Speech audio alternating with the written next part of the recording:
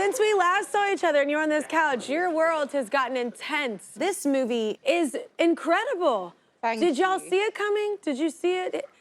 Even when you were here, we were talking about how great it was, but like it just literally took over the world since you were here. Yeah, I mean, we felt it was special from like the first reading for me. Yeah. The first read through, hearing Miles's voice, like we knew it was special.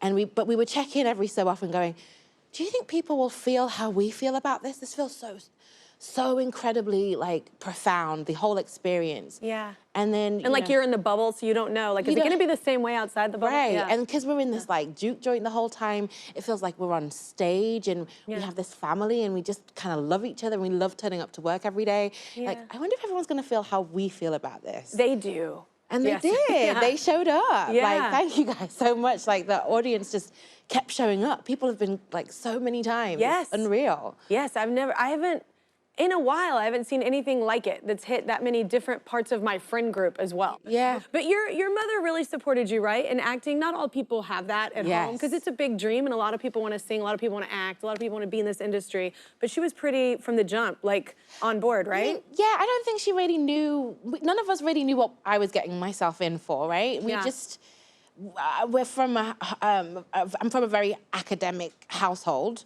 So my parents were both professors. My sisters both went to university and masters and PhDs, and I'm like the least educated out of all of them. Yeah. And I said I wanted to go to drama school, and so my mom was like, "Okay, give it a go."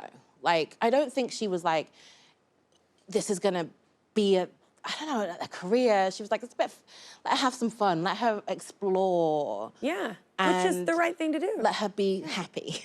Yeah. So I tried and I got in, thankfully. But there was like a condition. If I didn't get in, I had to go and do maths and economics. Yeah, oh my God. Yeah. I would have been at every audition. I was like, this has got to work. It costs money to audition. So we literally £30 to audition for Ada in 2004. And that was it. That was the only money that she was willing to give me, and the £5 for the megabus down. Yeah. So yeah. So it was a bit. It worked out. It worked out. Yeah. It worked out, how did she react then? You get your Oscar nomination. Was she freaking out? She's just the best. She's just so sweet. She was messaging me saying, "I really hope that you get nominated," and then she would delete it because she didn't want to put pressure on me. She would jinx it or anything. Or she's like, "I just really hope that. Oh, let me delete that." So she was just really. I woke up to my husband on the phone and I was like, why is he on the phone, on speakerphone? It's 5:30 in the morning, what's going on? I was like, Dash, get in here. He's like, you've been nominated. I was like, what? That's so cool. But by the time I found out I was nominated, there was like 200 messages on my phone. So my mom had already texted me saying I'd been nominated, but I missed that until like 10 a.m. in the morning. When I called her, and she's like, I know, I text you. Yeah. She was like, you're behind. I've been waiting for this call. You were asleep. We are back with Wunmi Mosaku. His Oscar-nominated performance you can see in the film Sinners on HBO Max. The movie, by the way, no big deal, set the record for the most Oscar nominations received by a single film ever with 16. The story follows twin brothers who return home to open a juke joint, but everything is disrupted by an evil supernatural force. Why do you think the horror genre works so well for this story? I think horror works really well to kind of, I think it breeds empathy in a way. I think you feel this, like I like to think of it as a horror that it focuses on the horrors of humanity. So the vampires represent so many different things. It represents like colonization, cultural appropriation, just capitalism. You know what I mean? And so like that fear that a lot of people live with, like in the real world, I think the horror of vampires and that adrenaline that's running through your body while you're watching it, I think it just makes you feel an iota of what real people might feel every day with those horrors that they live with every single day. The reality of that. Yeah. I think it's a great like format for that. Very well put, yes. Oh.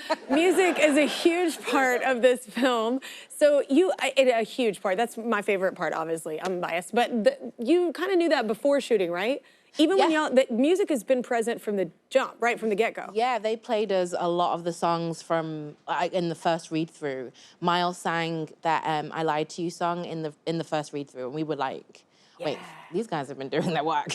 They're prepared. Yeah. Like, it was just, his voice was, it just filled the whole space and tingly. It was incredible. But I feel like you can kind of switch blues music out for anyone's like purpose, anyone's artistry, anyone's reason. Well, it's soulfulness. You know, it's their soul. Yeah, exactly. And so I feel like if you know your purpose and you live within that truth, like you can link it back to your ancestors, and then you can see what it will mean in the future. Like every single person has a real role in making the world a better place. Yeah. And which is special. It's so special. So I love that about the movie, because it's blues in the music, but I think I think everyone can see themselves within that. Like, what's my purpose? And I'm gonna be a future ancestor. So what am I gonna leave behind for future generations? Yeah.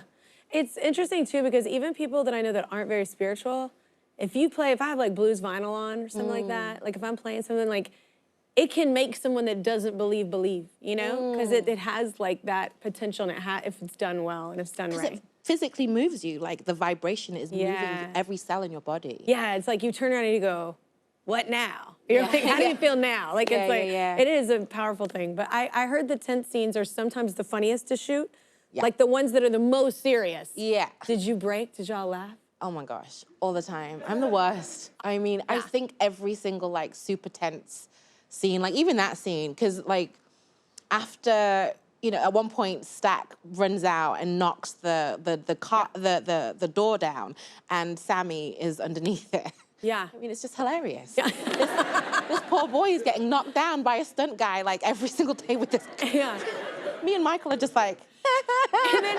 and then when you all laugh, you have to do it again, so it just keeps getting knocked. Yeah, and then Ryan's laughing, and sometimes our director has to leave the set to calm down. Yeah. I mean, it's just hilarious. I hear that y'all have to perform, I've heard this quite a bit from actors, to a tennis ball. Like the person's not always there. Yeah. Which I just find, I mean, there's so much humor in that. I know. You're emoting to a tennis ball. And don't be facing Miles Caton, because like, nobody would be able to be behind it. I had Miles behind it. Me and him looking at this tennis ball, trying so hard not to laugh. No. It was, I mean, we didn't succeed. We were laughing a lot. Oh. And then because of the twin work, you have to kind of mime the scene a lot too. Yeah. But then in my like trying to concentrate, just concentrate, stop laughing, I would forget and say my lines, but then I would throw Michael off because I would say them at the wrong time.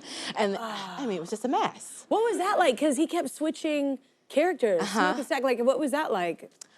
I don't know how he did it, because for me, it was seamless. Like, I was never confused. Like, his whole energy was different when he was Stack and when he was Smoke. Like, his cadence of how he walked was different. Oh, like his gait and everything. Yeah, but I just found out on all of this, like, press tour, like, he wore different shoes, like, different size shoes. So when he was Stack, he wore tighter shoes because it kept him light on his feet. And when he was Smoke, he wore, like, bigger than his natural size, so that he kind of felt like more rounded. Yeah, I mean, Stack has dimples and Smoke doesn't, and that isn't makeup. That is literally how Michael held his face. Like, his eyebrows are more like up and out I know, yeah, he looked different to me. His eyes were more hooded when he was Smoke. Okay. And then like, it's not makeup. That's just how, that's the quality of his acting. Yeah, wow. It was so clear as day. He's a magician with the dimples, okay. Yeah, I mean, with my back turned once, I was like, who is this stranger coming up to me? And it was Stack, and I was like, oh. Yeah. That's not my man. Yeah. Like, and we were like completely on the opposite sides of the room when he was Stack, and when he was Smoke, I was kind of always...